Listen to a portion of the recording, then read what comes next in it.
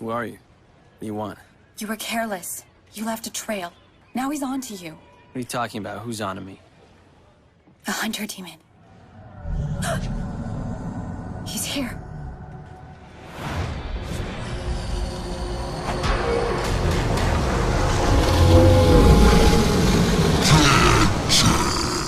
There's a point in DmC Devil May Cry where everything just falls into place.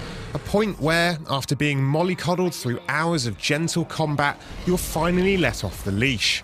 And at that point, chaos ensues. The gates of hell are opened, once timid demons become tremendous horrors, and Dante transforms into a fighter of glowing theatrics and tense technical wizardry. Ah, hell yeah!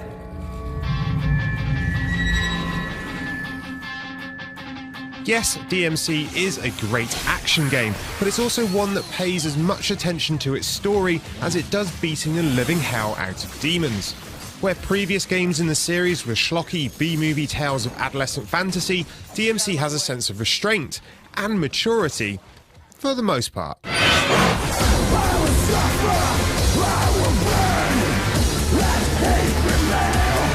What follows is a tale of evil, world domination and love that weaves in touches of conspiracy theory and religious dogma to great effect. There's no denying that there's still a drop of Devil May Cry lunacy to it all, particularly in Dante's cheesy quips, but underneath that over-the-top exterior lies heart. Is that... Mom? DmC's adventure, for the most part, propels you forward at a breakneck pace. Its varied environments not only look great, despite a few minor glitches and the more colour-soaked levels looking like they've spent a little too much time in an Instagram filter, but also provide a great backdrop for the action. And what great action it is too. With just a few taps, it's easy to perform simple combos that cut a sharp path through enemies. Once you're given multiple weapons, what opens up before you is a vast set of moves that can be smoothly chained together for some technically impressive and oh so gorgeous looking combos. The combat is done in a way that cleverly plays to the strengths of each weapon, whether it's an angelic scythe, a demonic axe, or fast-firing pistols. There are also chains that let you pull yourself towards enemies or pull them towards you. Combine your moves and the combat turns into a harmonious ballet of sword slicing, swinging and all-out carnage that's not only impressive to look at, but delightful to perform too. It's a fluid system that's easy to get to grips with. There's a trick to the timing that only practice can perfect, but the barrier to entry is low enough that even newcomers to the genre can dish out some tasty moves. The neatly animated and gruesomely designed enemies add a level of complexity too, requiring the right choice of weapon to break through heavy armour or special powers. Hey, Snake Eye! Such variety means you can't simply sit back and hammer buttons to win. You have to make use of your brain as well as your thumbs to succeed.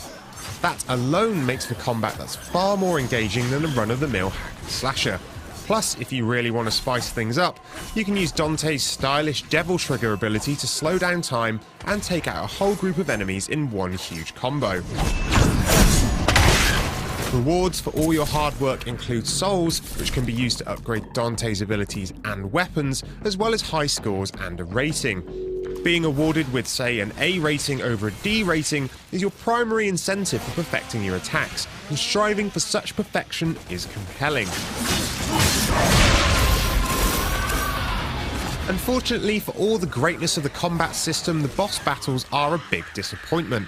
It's not that they're inherently bad, so much as that they're formulaic and, well, old. The fights follow the usual formula of learning each boss's repetitive movements and then identifying key moments to launch an attack. All that time spent perfecting your combos and technique is simply of no use against them. You have to follow the plan or you die. The game peters out towards the end, both in its narrative and in its combat. The story takes a twist you can see coming a mile off, while later levels eschew combat for laborious platforming sections that don't live up to the excitement and action of what came before. Replay value comes in the form of different difficulty levels, where you can play levels with more powerful enemies, or if you've really got it in for your own sanity, a mode with the most difficult, hardcore, no mercy enemies, where it's game over after a single hit. Sure, those modes are very, very difficult, but in those moments when the combat system clicks and you enter that zen-like state of matrix realization to perform an epic SS-rated combo, little can raise a bigger smile or give you such a feeling of achievement.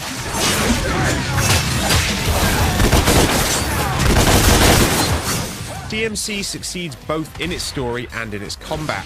Sure, you may balk at Dante's trendy new haircut, or maybe even miss a little of that B-movie Devil May Cry insanity. But the heart of what makes the series so enticing and so much fun to play holds true here. DmC pulls off that unlikely reboot trick of feeling fresh and inviting while still holding on to what made the original series so appealing and so special. There's no point in looking back. Dante has got a brand new future ahead of him, and if DmC Devil May Cry is anything to go by, it's going to be a great one. Ebony, Ivory, and Mr. Girls.